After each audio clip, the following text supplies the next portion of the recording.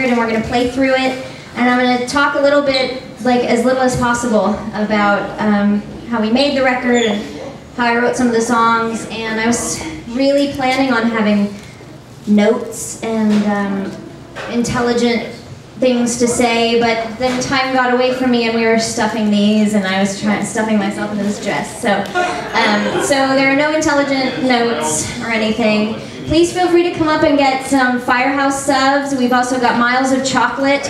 All of these things are like crack for your tongue, so please, it's the good kind. Help yourselves, and yeah, don't be shy. There's all this empty space. Maybe it's all family style, so yell them out, and feel free to give me a hard time. We're going to bring Brian up here for a hard time as well.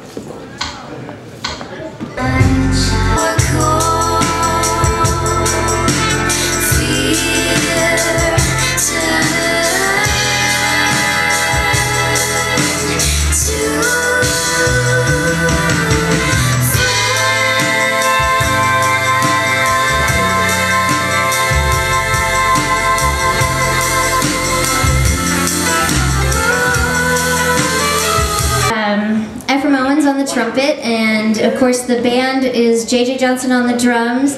It's Ross Alexander on the bass, and Rolf Ordahl on the organ, and he also plays whirly and piano. And the band was so slammin'. We did the Long Center show with the dancers and other amazing artists. And then we figured that that was a really good reason to make a record. So we went to Stephen Doster and James Stevens' studio called Ear Studios on it's like on the east side on 11th, and we knocked out the basic tracks in a day and a half, including getting sounds, and it just, I mean, you can't do that if your band isn't completely slamming. And they just totally, it was an awesome experience. I've never been part of anything that was so transcendent. So, is there anything about that song? Where's Brian? I'm up here all by myself.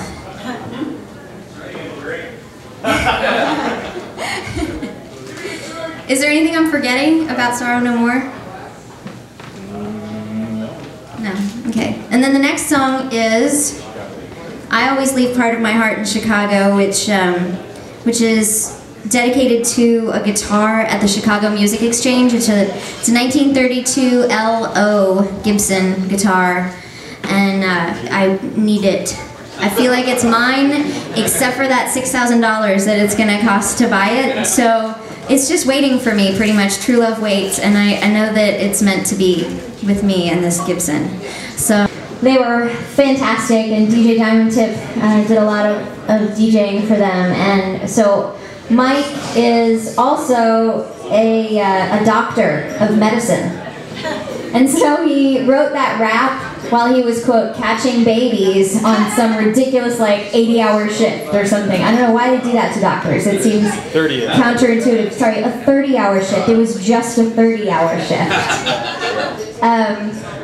But let's see, that song we were kind of... The reaction was either hell no or hell yes. Hell yes! And that's the whole point of the song. It's called Go, Go, Go, and the whole point is that sometimes you just gotta fucking go, go, go. So that's what it was all about, and we decided to go for it, and the arrangement is really interesting, and it turns out that Amanda Garcia has played it no fewer than 50 times in a row. Amanda, are you still here? So I'd love to hear that. And I actually want to point out that Ross and Rolf are in attendance tonight. Ross, the bass player, is just right over here, so wave your hand, thank you. And Rolf is right back there playing, he was on the organ and the piano. Thank you so much to those two fellas. Never have been able to do this without them. No way. So the next couple of songs, we're gonna take it down a little bit. The next couple of songs are LA Lullaby, which I wrote in LA, and it's a lullaby. And at that point I had written like 40 songs in a very short amount of time, like 6 weeks, which for me is a lot. And I was tired of, like, I didn't want to name anything, and I was out of names. It's like when you have 7 children, like, what do you name that one? It doesn't. Not that I know what that is like to have 7 children, but hopefully I'll have 7 records. And so LA Lullaby we're going to play next, and then we can probably just go directly into Pierre Latour, which is the one that's based on the book by Willa Cather called Death Comes for the Archbishop, which I highly recommend. When I played at Red Rocks, I stayed with a family. Yeah, that was an incredible experience. Altitude sickness, no joke. Yeah, it happens real bad. And so I didn't die, actually, but instead I found this book and started reading it and wrote Pierre Latour about that. But first of all, LA Lullaby, and then Pierre Latour.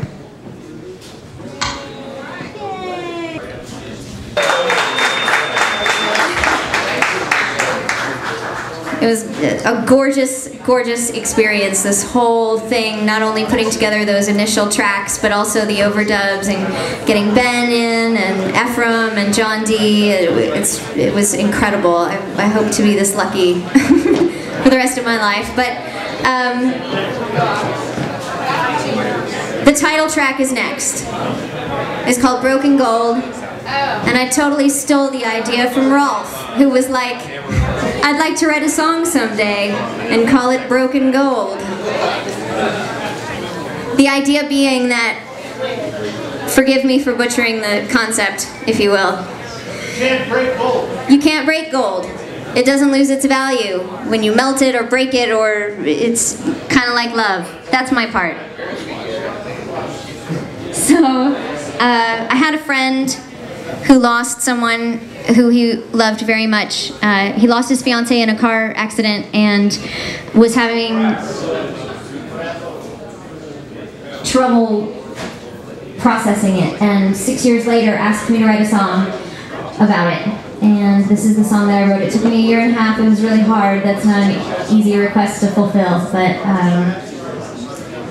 this is Broken Gold.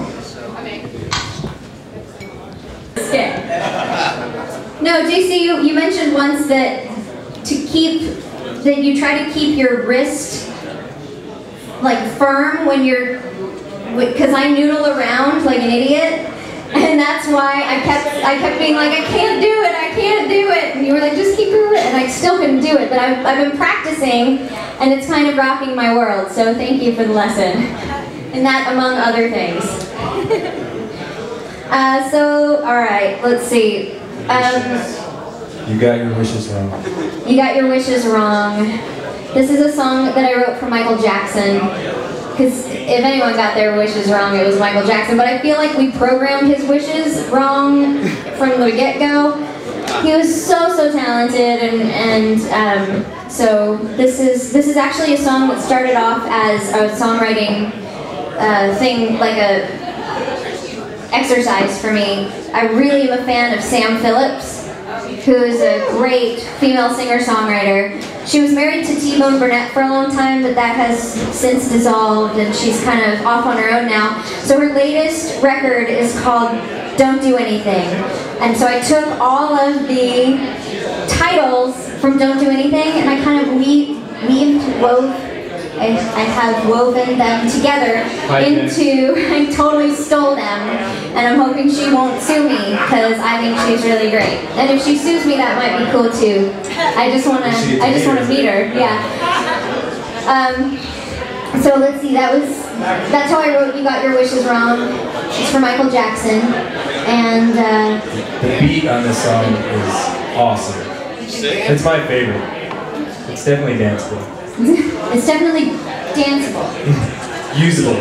And I also want to point out that I have had in the past month some incredible support from KGSR, namely Laura Slow, who I want to recognize and thank and love. Kevin Connor on KUT has been incredibly supportive. So please. Sebastian Pfeiffer. Is Sebastian here? Yeah, right. Of course not. Chris Ed, Brian Beck. If you ever have a free moment, please call them and tell them you'd like to hear some Erin Ivey. I would appreciate that. And of course you can go to kgsr.com/discovery and give me a thumbs up on Amelia, which we heard earlier. This next song is You Got Your Wishes Wrong. It's from Michael Jackson. Well, the first baby got 3 lullabies. The second baby got Little Star, which at least made it to a record. So I feel like that's worth 3. And she just had another one yesterday named Susanna Kathleen, but goes Susanna by Kathleen. Annie. But they're calling her Annie. So Lily, So Eve, if you guys, if you guys know Molly, you'll appreciate this next song. This one was for Eve though. It's called Little Star, and then I'll come back and introduce Sing Out, or should we just go ahead and do Sing Out? Yeah, let's just close it out. So do 2 of them and then come back to entertain these fine people. Thank you so much for being here. Thank you for sharing your love with us, and of course your money to make this happen. And we'll be back after the record is finished playing, and then we'll play another badass record right after it. So, and we won't do any more talking after that. Erin won't do I also want to definitely thank the Ghost Room for having us tonight. Josie and Sean for all the hard work back there. Thank you. I think I saw Carly, but I don't know if I want to thank her. Let's thank Carly for her sweet ass. Yes. And you could always use... No,